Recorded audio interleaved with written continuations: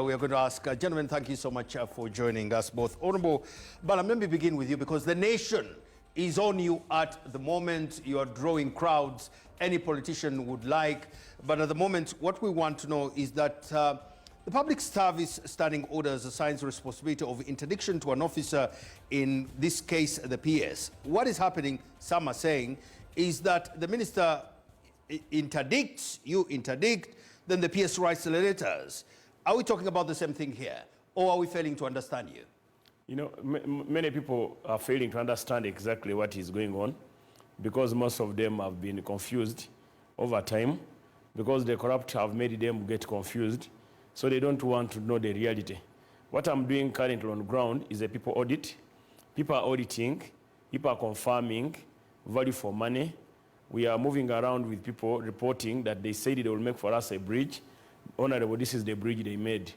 Honorable, they budgeted for a toilet. Here's a toilet without a pit latrine. Honorable, they said they are going to build for us an irrigation scheme in Isingiro. Here is a scheme. They said that the scheme will supply 3 villages, but instead it is supplying 1 village, and the pump is faulty.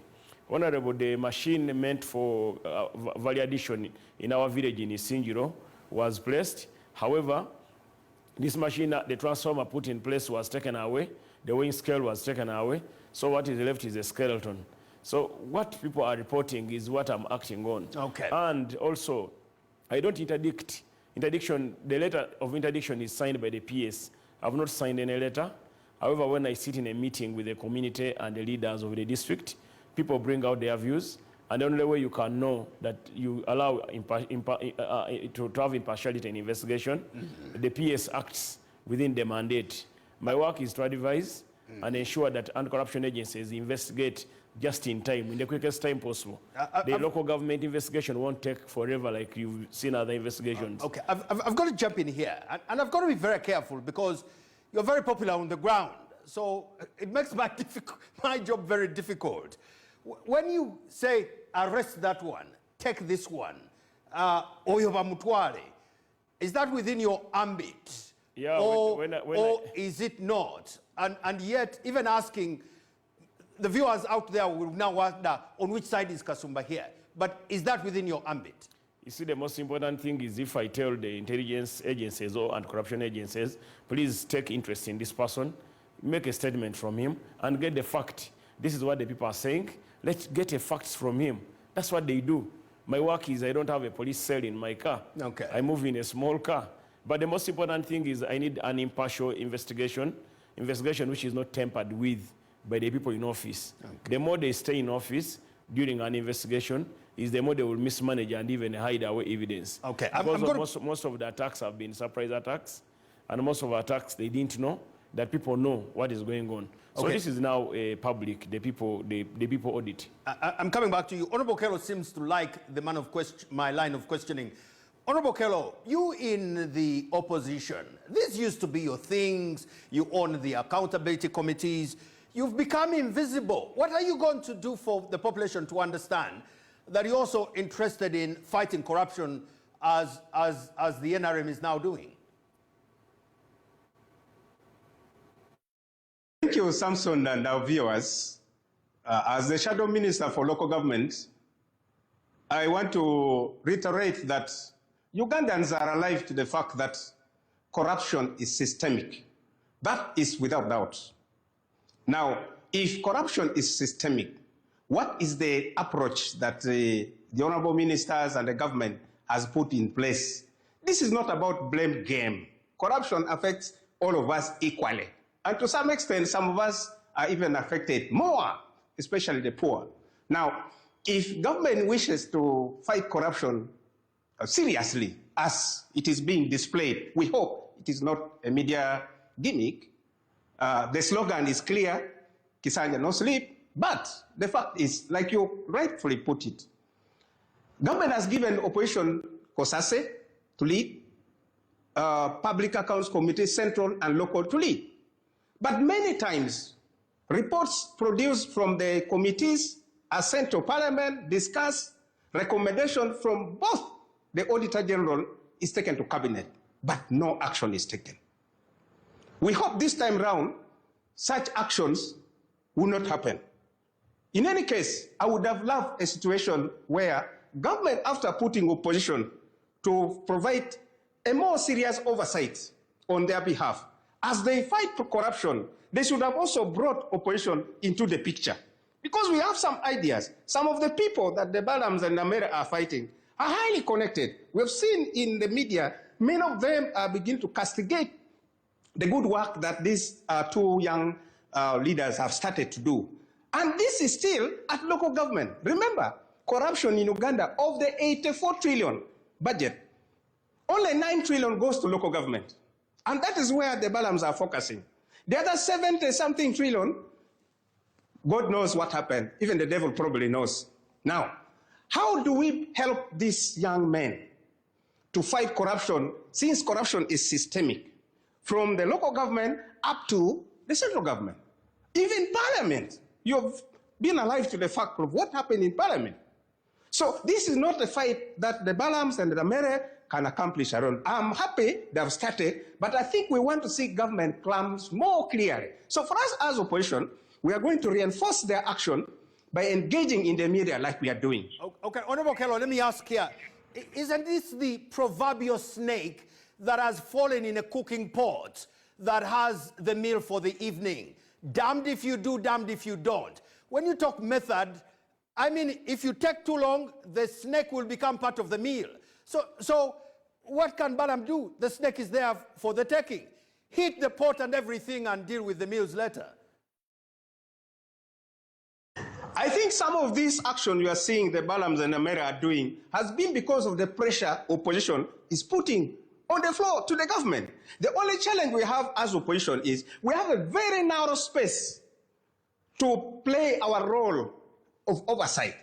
But within that, even still again, we have put in place, we have our alternative policies. We are going to put it before Parliament, we are going to put it before the Balaam so that they take it up. We are going to come to community, we are going to have community engagements on barazas so that we scrutinize some of these projects.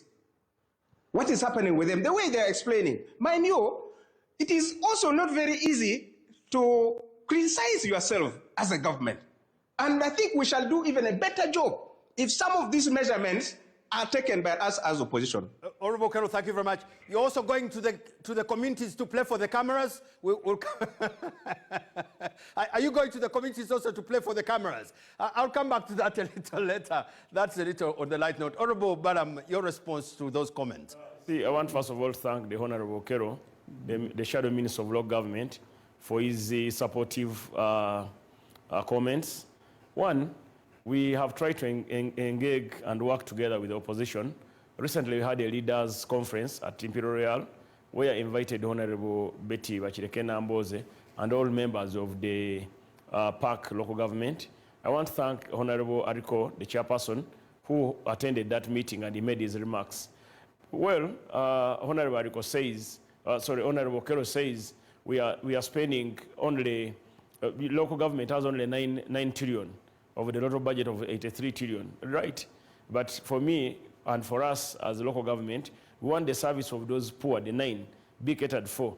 Then the other departments can also wake up and fight for transparency in their respective departments. If I keep quiet, that because I have a smaller percentage of a budget and 10% of a budget or 10.5% of a budget, and I keep quiet, then the local people who are affected most by corruption in Health Center 3, Health Center 4, Health Center 5 in the respective districts, they will not get services. Like I mentioned, in Imbale district, at their referral hospital, Busui, they put 19 workers. Out of 19 workers, 16 are nurses and doctors, but 7 have been ghost workers. They have never reported for work, and they continue to earn money. And this is the main hospital of the district. Okay. So what do we do if we don't? But anyway, fighting corruption is a joint team. Okay. And I will be interfacing with the local government accounts committee probably next week.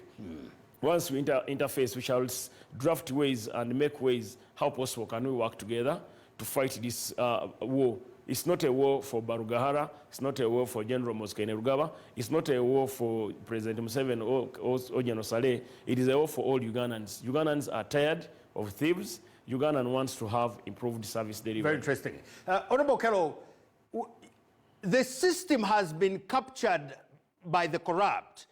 People argue, let him use the systems. These systems are the problem. Doesn't this work require unorthodox methods from a man who doesn't have a wife who expects him to come home in the evening? This guy is always on the road. Maybe it's also a good job for someone who has no wife.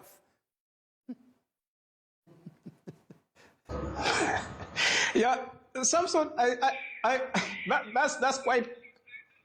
that's quite comical, the way you put it. But we still live to the fact that corruption is here with us. The system, like I think one of the doctors, the commentators, the analysts put it, the system also had a weakness. It had not been aggressively fighting corruption, and corruption has become like a cancer.